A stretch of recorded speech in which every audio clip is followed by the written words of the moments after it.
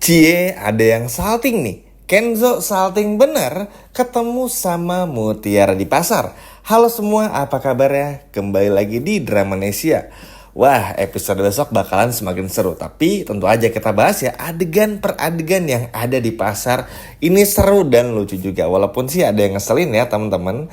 Nah, kita mulai dari yang ngeselin dulu aja deh. Oke, mungkin sebagian dari teman-teman udah sedikit banyak ketahui ya.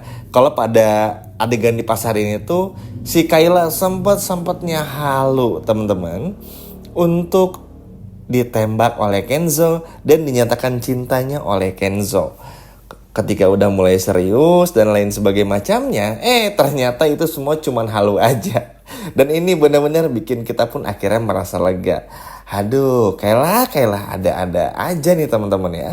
Tapi ya sudahlah ya. Yang terpenting semua itu tidak akan pernah terjadi. Memang sih yang agak cukup bikin kesalnya adalah karena peran Asprey di sini itu adalah Kayla terlalu ikut campur dalam urusan pribadinya. Walaupun memang nggak bisa dipungkiri ya, kenapa pada akhirnya karakter Asprey dari Kayla ini bakal terus ngikutin kemanapun juga Kenzo pergi. Kecuali nanti Kenzo ngedate sama Mutiara. Karena dari kecil tuh udah tumbuh bersama. Jadi ingat ya teman-teman, Kayla ini teman kecil dari Kenzo. Jadi Kenzo ini udah nganggap Kayla seperti adiknya sendiri. Nggak lebih dari itu. Makanya kalau teman-teman perhatiin, perlakuan Kenzo kepada Aurel sama seperti perlakuan Kenzo kepada Kayla. Apalagi Kenzo pun juga tahu kalau Kayla ini tuh ya bukanlah adik kandung dari Sandra. Jadi memang anak angkat. Jadi lebih ada rasa respect di sana dan menghormati aja karena kan kasihan Kayla tumbuh seperti itu. Tapi ini lucu banget, sempat-sempatnya halu Kayla teman-teman, ada-ada aja nih Kayla. Tapi ya sudahlah, yang terpenting pada akhirnya itu semua cuman halu aja dan hanya ada di angan-angan busuk dari Kayla aja. Kayla halu kok bisa-bisanya di pasar teman-teman, ada-ada baik ya. Nah sekarang kita akan lanjut lagi ke adegan pasar lainnya. Nah, ketika datang ke pasar, lalu juga ketika melihat bagaimana datang ke tempat bubur, sarapan dan lain sebagainya macamnya, memang kan masih butuh waktu ya untuk bisa menemukan Mutiara. Walaupun baik itu Kenzo maupun juga tentu saja Kayla tuh tahu kalau memang ada Mutiara di sana.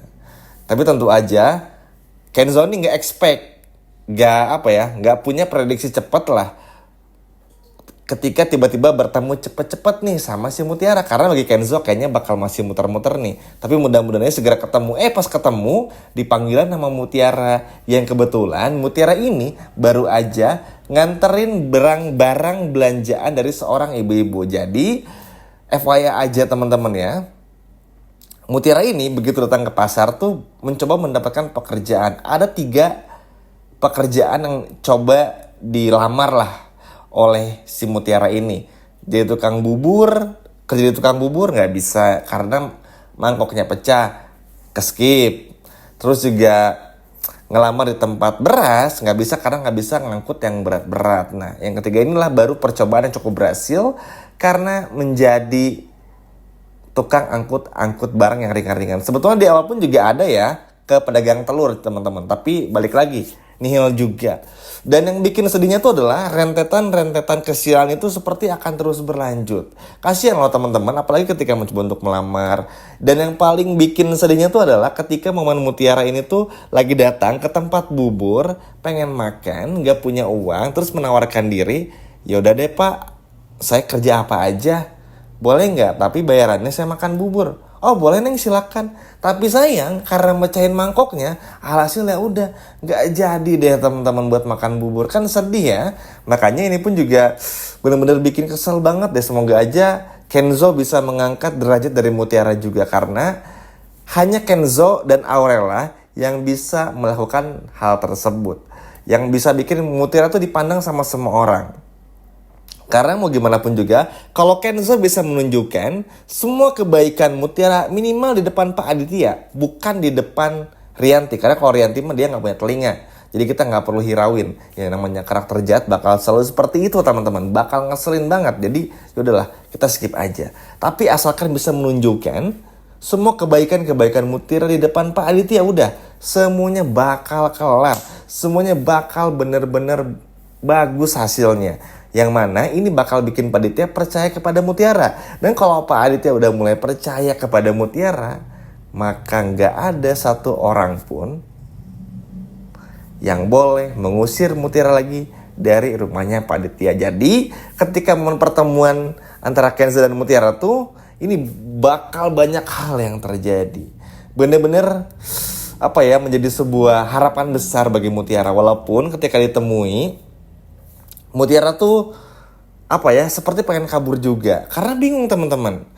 Karena ini pun juga sebuah reaksi yang sebetulnya kan gak bisa disalahin juga ya. Bukan Mutiara gak bermaksud untuk nggak respect sama Kenzo, atau Mutiara pun juga bukan bermaksud untuk mau kabur-kaburan, enggak. Karena lebih kepada bingung harus ngapain. Bingung harus mesti ngapain, karena bagi Mutiara, Kenzo tuh udah luar biasa baiknya. Bahkan baper sampai salting teman-teman Mutiara ketika disamperin sama seorang Kenzo yang rela datang jauh-jauh ke pasar cuman buat nemuin Mutiara. Ini bener-bener bikin Mutiara pun juga ibaratnya gak bisa berkata-kata apa lagi. Tapi justru Kenzo yang ikutan salting juga. Bahkan Kenzo pun sempat nge-freeze gitu loh. Sempat kayak hening dulu beberapa detik karena ngeliat Mutiara lagi. Bahkan se-happy itu, seseneng itu, sebahagia itu bisa bertemu lagi sama Mutiara loh teman-teman. Wah, ini sih bener-bener gak pernah terduga juga bagi hatinya Kenzo pada akhirnya bisa bertemu lagi dengan Mutiara dengan kondisi yang seperti ini. Karena bagi Kenzo, melihat Mutiara lagi itu adalah sebuah hal yang menyenangkan buat Kenzo. Nah, yang bikin senengnya, Kenzo tuh udah bukan mikir Mutiara tuh sebagai ART-nya lagi, tapi udah kayak mikir untuk, wah kayaknya bisa nih udah deketin. Kurang lebih kayak gitu, karena beda aja pandangannya. Cara saltingnya Kenzo, cara bapernya, perlakuannya Kenzo tuh bener-bener secara perlahan mampu untuk bikin Mutiara tuh luluh juga. Terus juga bantuan dari Kayla yang akhirnya secara perlahan meyakinkan Mutiara untuk kembali ke rumah pun juga cukup berhasil juga. Walaupun ya praktiknya kita belum tahu apakah nanti sampai di tengah jalan Kenzo bakal cariin kosan buat Mutiara, rumah kontrakan kah atau apapun itu, atau bakal langsung pulang ke rumah. Ini masih menjadi cukup misteri juga.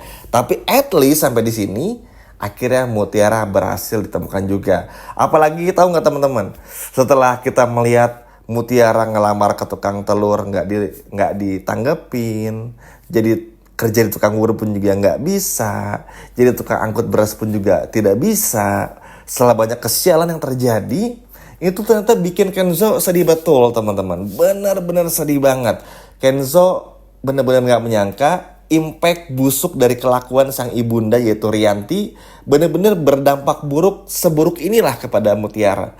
Kan Kenzo nih ibaratnya terlalu sama mamanya itu terlalu sabar teman-teman. Karena ya Kenzo ini kan benar-benar taat agama. Jadi nggak mau sama sekali untuk nggak respect sama orang tuanya. Tapi ngelihat Mutiara harus menjadi seperti ini benar-benar bikin Kenzo pun gak akan tinggal diam dan bakal terus ada Mutiara. Bahkan Kenzo pun juga berjanji kepada Mutiara bakal terus membantu Mutiara dan akan selalu ada ketika Mutiara butuhkan.